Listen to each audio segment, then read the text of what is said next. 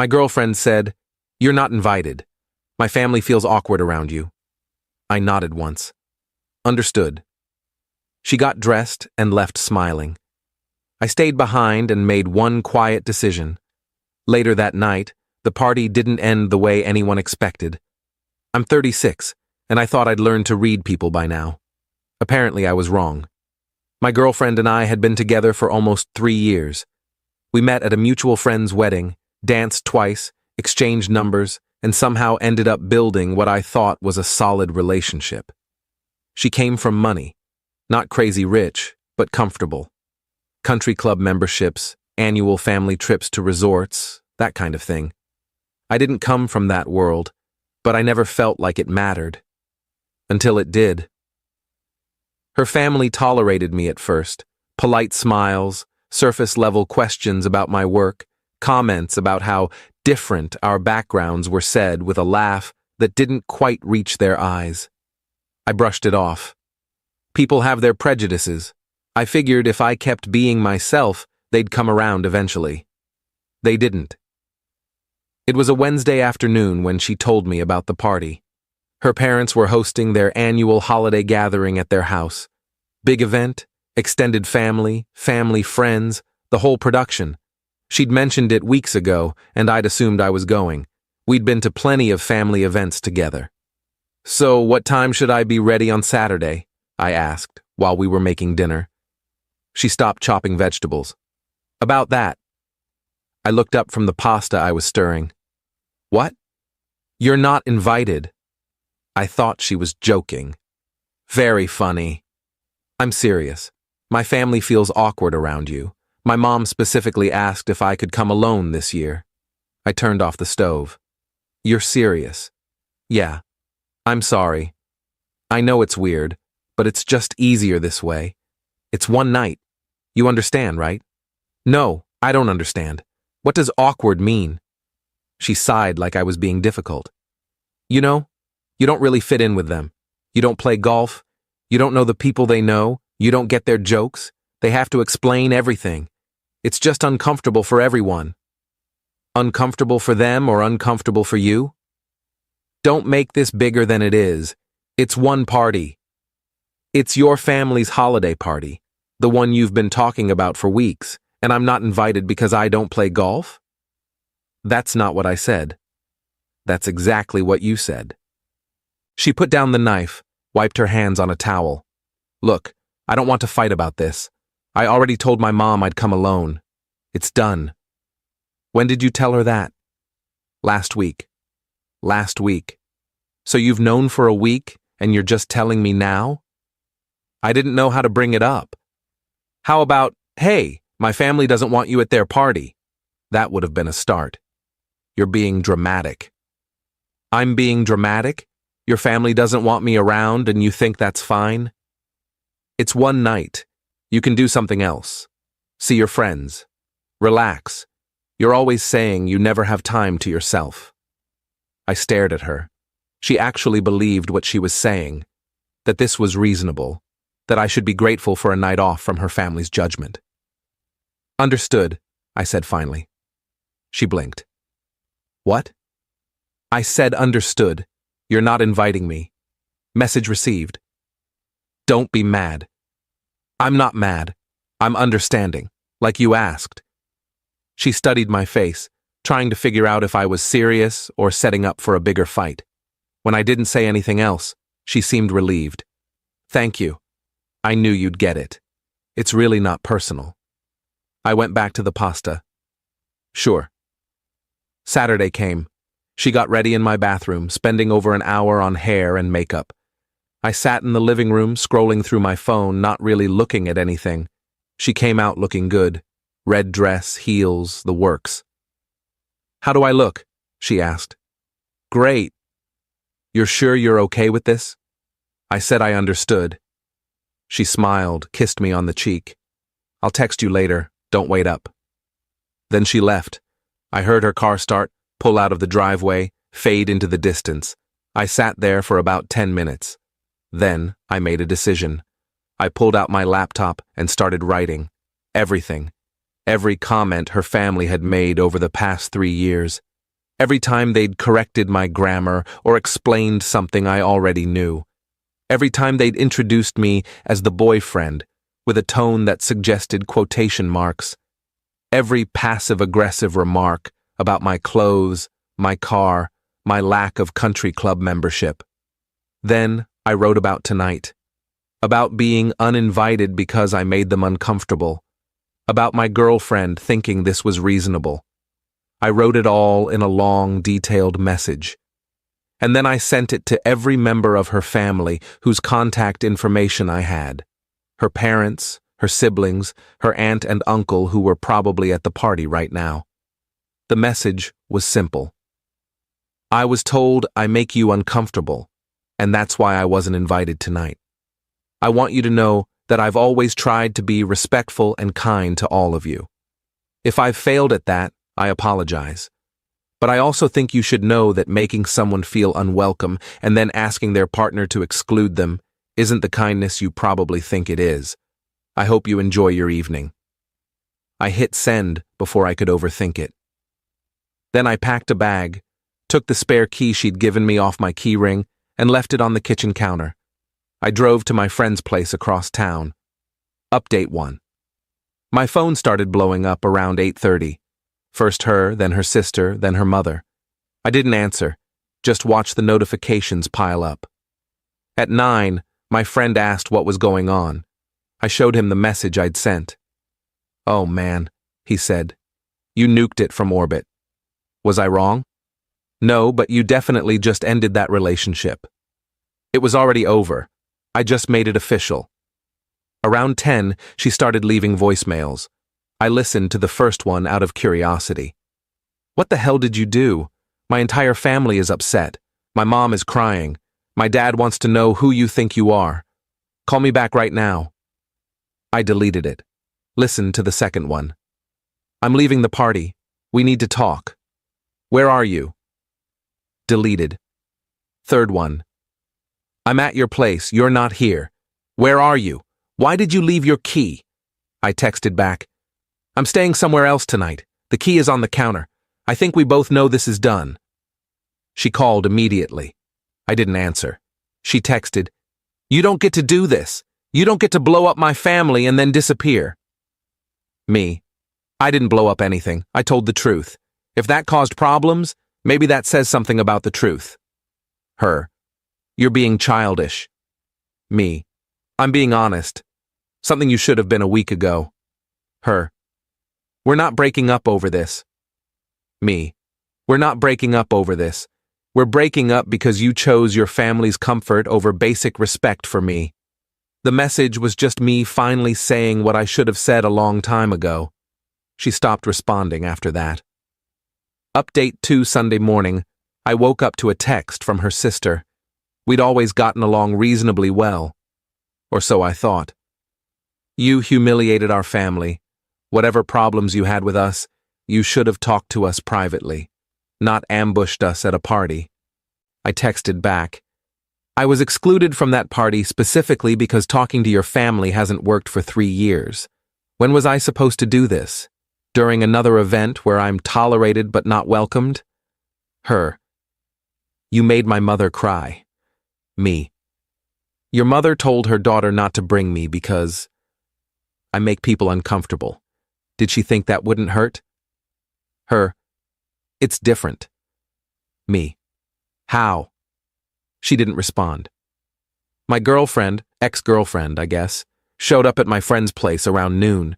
I don't know how she found me, but she was persistent. "We need to talk," she said when I answered the door. "There's nothing to talk about." "Yes, there is. You can't just end 3 years like this. You ended it when you uninvited me. I just made it official. I uninvited you from one party. Because your family thinks I'm not good enough for their world, and you agreed with them. I never said that. You didn't have to. You chose them over me. You've been choosing them over me for months, maybe years. I was just too stubborn to see it." She looked genuinely confused. "What are you talking about?" "Every time they made a comment about me, you laughed along. Every time they suggested I didn't fit in, you agreed. You never defended me, not once. And then you uninvited me to their party and expected me to be fine with it. Because I didn't want to fight with them. But you're fine fighting with me. That's not fair. None of this is fair. That's the point. She started crying. Real tears, not the manipulative kind. I love you. I don't think you do. I think you love the idea of me. The version of me that doesn't make waves with your family. But that's not who I am. And I'm tired of pretending it is. So that's it? We're done? Yeah, we're done. She left. I watched her car disappear down the street and felt nothing but relief. Update 3. The next few days were quiet. I stayed at my friend's place, went to work, came back. My ex texted a few times, asking if we could talk, if I'd reconsider, if there was any way to fix this. I didn't respond. Then, on Thursday, I got a call from her father. That surprised me. We'd barely spoken in 3 years beyond pleasantries. We need to talk, he said. His voice was different, less dismissive than usual. About what? About what you said. About how we've treated you. I think I said everything I needed to say. I know. And you were right. I wasn't expecting that. What? You were right. We did make you feel unwelcome. And we shouldn't have. My wife and I have been talking about it all week. Your message. It made us look at ourselves. And we didn't like what we saw. I didn't know what to say. I'm not asking you to forgive us, he continued. I'm not even asking you to get back together with my daughter. I just wanted you to know that we heard you. And we're sorry. Okay. That's it? Just okay? I appreciate the apology. I do. But it doesn't change anything. Your daughter chose you over me. And I can't be in a relationship where I'm always going to be second to people who don't respect me. I understand. For what it's worth, she's devastated. I'm sorry to hear that. Are you? Honestly? I don't know. Part of me is. Part of me thinks she should have thought about that before she uninvited me. He was quiet for a moment. You're a good man. I'm sorry we didn't see that sooner. Thank you. He hung up. Update 4. 2 weeks later, I ran into her at a coffee shop. She looked tired. We made eye contact, and for a second I thought about walking out, but I didn't. Hi, she said. Hi. Can we talk? Just for a minute? Sure. We sat at a corner table. She ordered coffee she didn't drink, just held it between her hands. My dad told me he called you, she said. Yeah. He never apologizes to anyone. That's a big deal. I know. Does it change anything? No. She nodded like she expected that.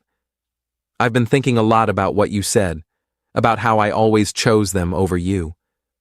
And? You were right. I did. I didn't realize I was doing it, but I was.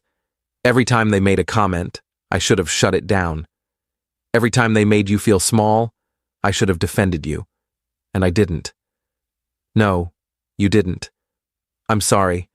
I appreciate that. Is there any chance? No. You didn't even let me finish. I don't need to. The answer is no. Not because I hate you or because I want revenge, but because I finally understand what I deserve. And it's not someone who only fights for me when they've already lost me. Her eyes filled with tears. I really loved you. I believe you. But love isn't enough when respect is missing, and you never really respected me. Not the way I deserved. I'm going to regret this for the rest of my life. Maybe.